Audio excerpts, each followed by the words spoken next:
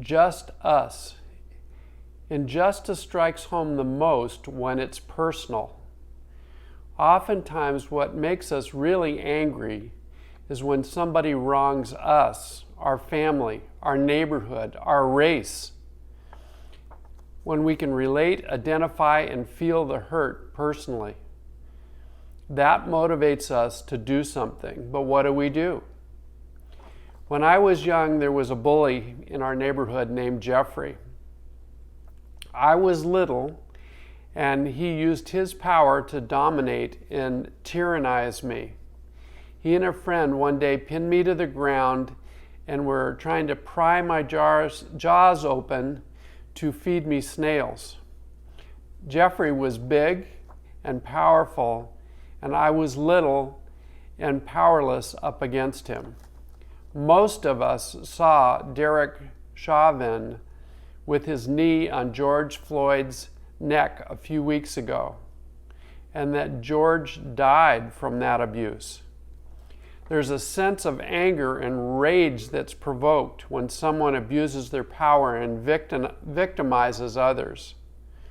Riots have broken out over this abuse all over America. However, some of those rioting may not have racism and the injustices of systemic evil in mind. They may have an agenda of being disruptive and destructive, trading evil for evil rather than righting a wrong.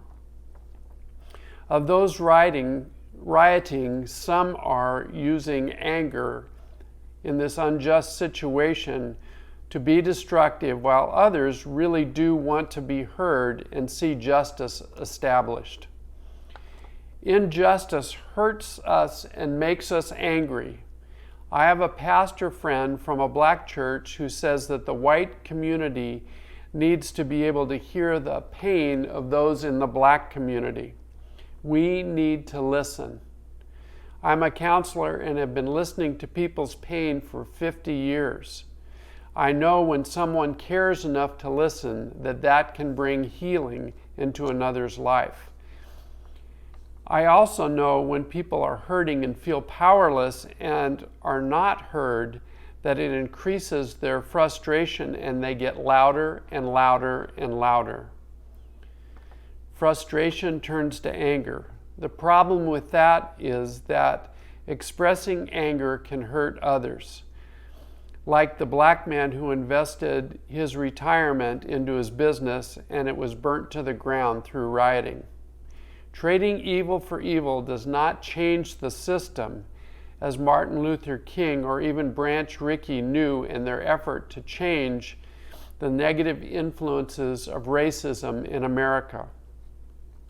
But how do those being victimized or abused get heard? How do they bring about change? Injustice is not just about us. I have listened to a young woman gang raped at a university party, a young man molested by a priest, a corporate man after 30 years of service being fired from his corporation, a Vietnam vet traumatized by the abuses of war. I've read stories of Germans killing Jews, Japanese decapitating Chinese, Belgium soldiers torturing, enslaving, and murdering 11 million people in the Congo, and so many other stories of injustice. I can't count them all. Injustice is not just about us. It's about how evil permeates this world. What we want is for people to be held accountable, like Derek being charged with second-degree murder. We want wrongs to be righted. We want justice rather than injustice. We want good to rule rather than evil. We also want grace when we fall short.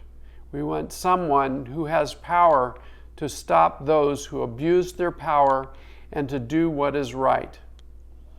When I was about to have a snail stuffed down my throat, out of nowhere, my father showed up and pulled Jeffrey off of me and sent him running.